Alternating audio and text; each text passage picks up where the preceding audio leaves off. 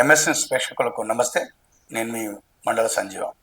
మిత్రులారా, ఈనాడు, వెలుగు, ఆంధ్రజ్యోతి, నమస్తే తెలంగాణ పత్రికలో ఉన్నటువంటి ప్రధాన అంశాల విషయానికి వస్తే, నిన్న ఎర్రకోట వద్ద జాతీయ పతాక ఆవిష్కరణ అనంతరం ప్రధాని మోడీ మాట్లాడుతూ దేశ రక్షణకు తమ ప్రభుత్వం ఎటువంటి చర్యకైనా సిద్ధంగా ఉందని చెప్పి వారు మాట్లాడినటువంటి తీరు స్పష్టంగా కనిపించింది. మిత్రులారా, రక్షణ వ్యవస్థను సుదర్శన చక్రం అనేటువంటి ఒక వ్యవస్థను రూపొందిస్తున్నట్టు ప్రధానంగా ఈ యొక్క సుదర్శన చక్రం అనేటువంటి పదాన్ని వాడుతూ వారు తన ప్రసంగాన్ని కొనసాగించినటువంటిది ప్రధానంగా ఈరోజు అన్ని దినపత్రికలు చూస్తున్నాం. మిత్రులారా, సుమారు 103 నిమిషాలు మాట్లాడినటువంటి ప్రధాని దేశానికి సంబంధించినటువంటి అంశంపైనే ప్రధానంగా మాట్లాడినట్టు ఈ యొక్క వార్తలో ప్రధానంగా కనిపిస్తూ ఉంది. మిత్రులారా, ఇక రాష్ట్రానికి విషయానికి వస్తే, గోల్కొండ వద్ద జాతీయ పతాకం ఆవిష్కరణ అనంతరం సీఎం రేవంత్ రెడ్డి మాట్లాడుతూ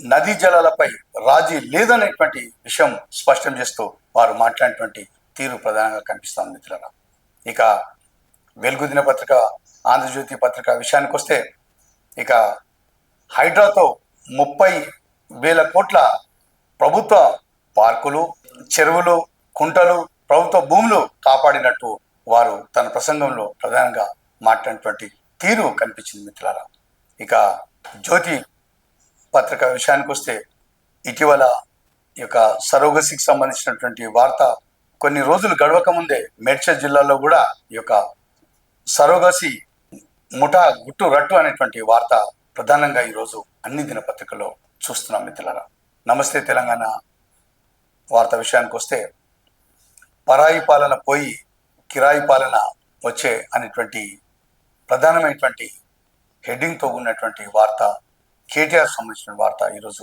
ప్రధానంగా కనిపిస్తాం. మిత్రులారా, స్వాతంత్ర దినోత్సవం సందర్భంగా జిఎస్టీ తగ్గిస్తాం అనేటువంటి ప్రధాని మోడీ సంబంధించిన వార్త ఈ యొక్క పత్రికల్లో ప్రధానంగా ఈరోజు చూస్తున్నాం. మిత్రులారా, ఈరోజు ఈనాడులో ఉన్నటువంటి ప్రధాన అంశాలు ఒకసారి చూద్దాం.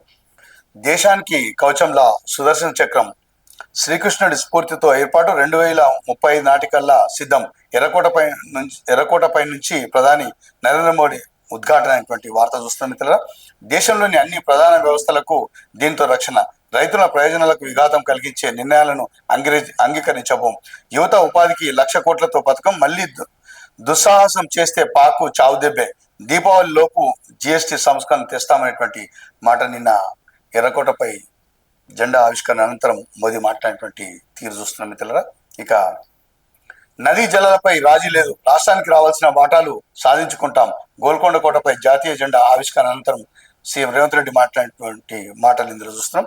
ఇక గత ప్రభుత్వంలో కాళేశ్వరం పేరిట 1,00,000 కోట్లు వృధా, ఇప్పుడు సెంటిమెంట్ను రగిల్చి విష ప్రచారం, 2047 నాటికి గేమ్ చేంజర్ కావడమే లక్ష్యం, అగ్రగామిగా తెలంగాణ, ఇదే మా విజన్. స్వాతంత్ర దినోత్సవ ప్రసంగంలో సీఎం రేవంత్ రెడ్డి మాట్లాడినటువంటి మాటలు చూస్తున్నాం. మిత్రులారా, గాంధీ, నెహ్రూ, అంబేద్కర్ల స్ఫూర్తితో అనేటువంటి మాట కూడా మాట్లాడినటువంటి విషయం చూస్తున్నాం. ఇక రాజ్భవన్ లో గవర్నర్ విందు, ఎట్ హోమ్ హాజరైన సీఎం, సీజే మంత్రులు అనేటువంటి వార్త కూడా ఇందులో ఉన్నది.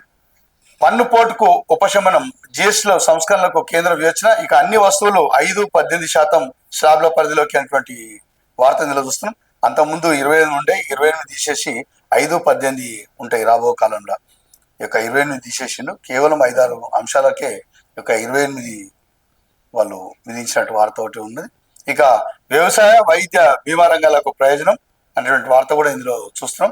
రూపాయిన్నరతో 10 లక్షలు, ఇది పోస్టల్ వాళ్ళ శాఖకు సంబంధించిన వార్త. రూపాయిన్నరతో 10 లక్షలు కేవలం ప్రమాద బీమా, అదొక కొత్త పథకం ఉన్నది.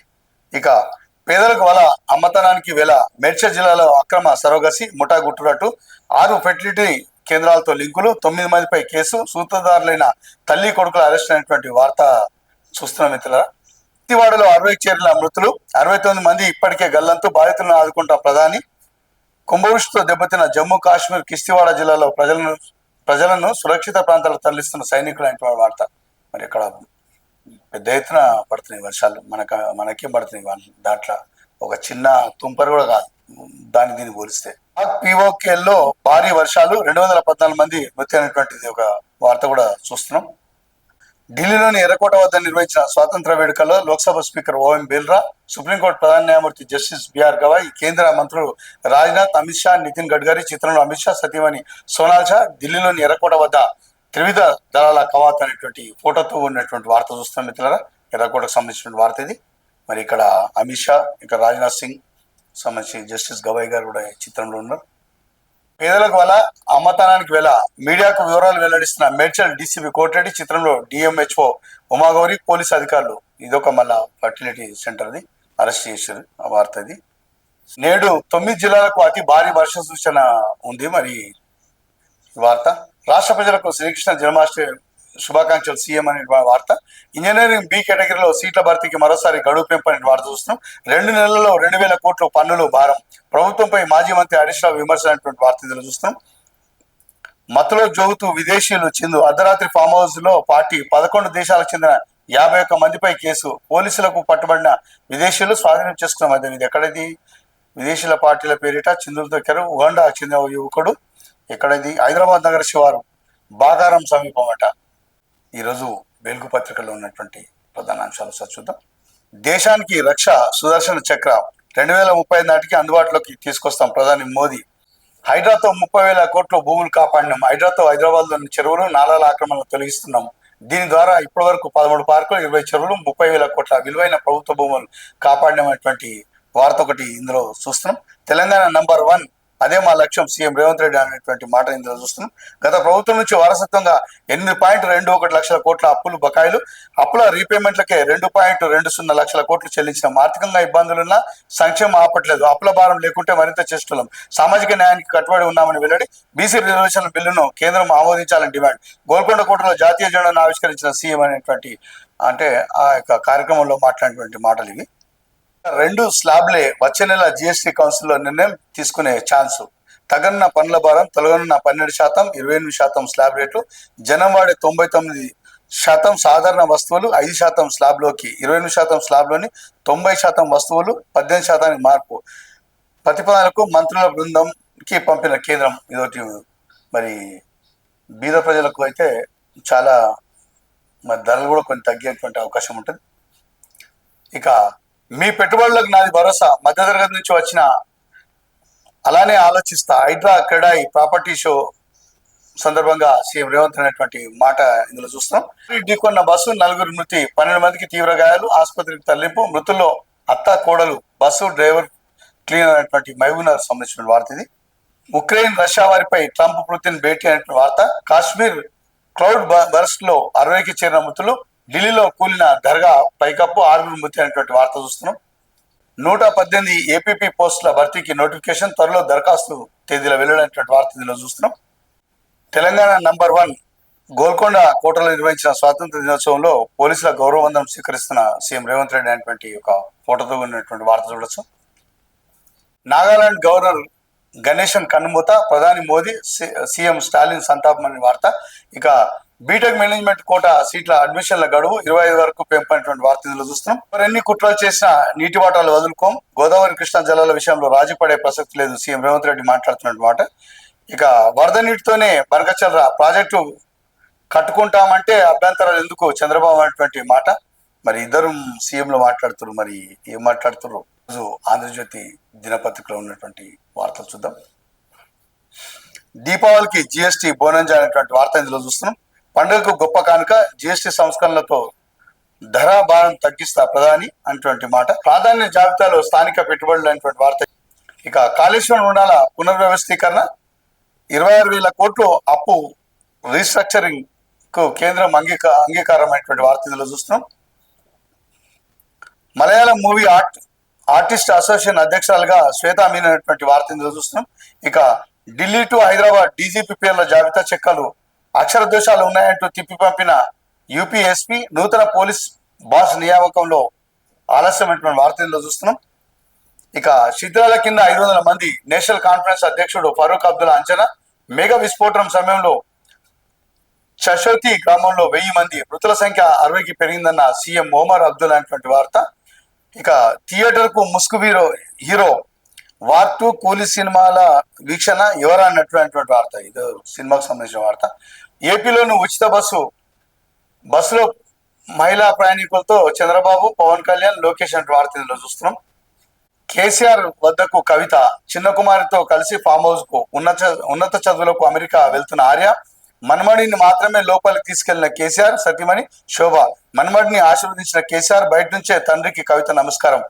మిత్రులారా, ఈ యొక్క వార్తలు చూస్తుంటే అంటే జనరల్గా పొలిటికల్లో ఏముంటుందంటే ఇక ఒక్కొక్కసారి వారు బాగా కొట్లాడుతున్నట్టు వారికి వీరికి అసలే పడది అనే విషయాన్ని గతంలో కూడా చాలా చెప్పుకున్నాం. మరి అందులోటువంటి భాగమే కావచ్చని చాలామంది విశ్లేషకులు చెప్తున్నటువంటి వార్త, ఈ మధ్యలో వస్తున్నటువంటి వార్తలు. ఈ విధంగా ఒక 2-3 నెలలు ఈ విధంగా వార్తలు వచ్చి ఆ తర్వాత కొత్త పార్టీ పెట్టడమా, వేరే పార్టీలో మరి కలవడమా అనేటువంటి రాజకీయ కోణం దిశగా అనేకమైనటువంటి విశ్లేషకుల నుంచి వస్తున్నటువంటి సమాచారం. ఎందుకంటే గతంలో కూడా ఈ యొక్క జగన్ మరి చెల్లెలు షర్మిల కూడా ఈ విధంగానే అనేకమైనటువంటి జగన్ మీద ఈ యొక్క ప్రకటనలు చేసి తర్వాత ఈ యొక్క కాంగ్రెస్లో చేరినటువంటి విషయం మీకు అందరికి తెలిసిందే. మరి ఆ తరాల్లోనే ఉంటుందా అనేటువంటి విషయం కూడా చాలామంది మాట్లాడుకుంటారు. మరి ఏదేమైనా కూడా మరి భవిష్యత్తులో తెలుస్తుంది. కేసీఆర్కు మరి కవిత దూరం అవుతున్నటువంటి వార్తలో ఎంత నిజం ఉంది, ఎంత అబద్ధాలు ఉన్నాయి, మరి వారికి నిజంగానే కొట్లాడుకుంటున్నారా లేకపోతే లోపల మాట్లాడుకొని బయట ఏదో పబ్లిక్ని నమ్మించడానికి చేసేటువంటి ప్రయత్నాల, మరి రాబో కాలంలో ఎవరు ఎక్కడ ఉంటారు, ఎవరు ఏ పార్టీ పెడతారు, మరి ఎందులో విలీనమవుతారనేటువంటి విషయము మరి కనిపిస్తుంది. ఇక కార్యకర్తలు మాత్రం వారికి మీరు పడది, వాళ్ళని చూసినాం ఎంత కేసీఆర్ అసలు కవితను లోపలి కూడా రానియలేదు, కేవలం మన్వాడిని చేసినటువంటి మాటలు కనిపిస్తుంటాయి.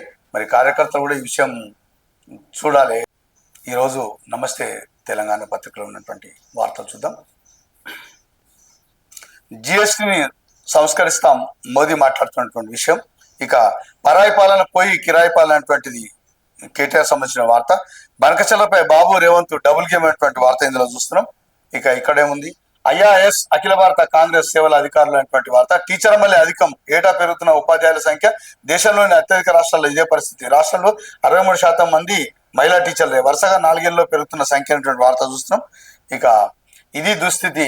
ఇక్కడ ఇది కాంగ్రెస్, ఇది మన కాంగ్రెస్ సర్కార్ పుణ్యమా యూరియా కోసం నిద్రాహారాలు మాని ఈ విధంగా అంటే ఆధార్ కార్డులు అవి ఇట్లా పెట్టినటువంటి వార్త ఇందులో చూస్తున్నాం. ఇక ఫ్లోరైడ్ ముప్పు, తెలంగాణకు ముంచుకొస్తున్న ప్రమాదం అనేటువంటి వార్త ఇందులో చూస్తున్నాం. రూపాయికే 1000 ఎకరాలు ఆదానికి భూ సంతర్పణ, 33 ఏళ్ల లీజుకు ఓకే చెప్పిన బీహార్ ఎన్డీఏ సర్కార్ రైతులకు పరిహారం ఇవ్వకుండానే భూములు స్వాధీనమైనటువంటి మొదటి పేజీలో నమస్తే తెలంగాణ ఉంది. మిత్రులారా, ఈరోజు ఈనాడు, వెలుగు, ఆంధ్రజ్యోతి, నమస్తే తెలంగాణ పత్రికలో ఉన్నటువంటి వార్తలను మేము ముందు చదివి వినిపించే ప్రయత్నం చేశాం. ఇవి ఈనాటి వార్తలు. నమస్తే మిత్రులారా.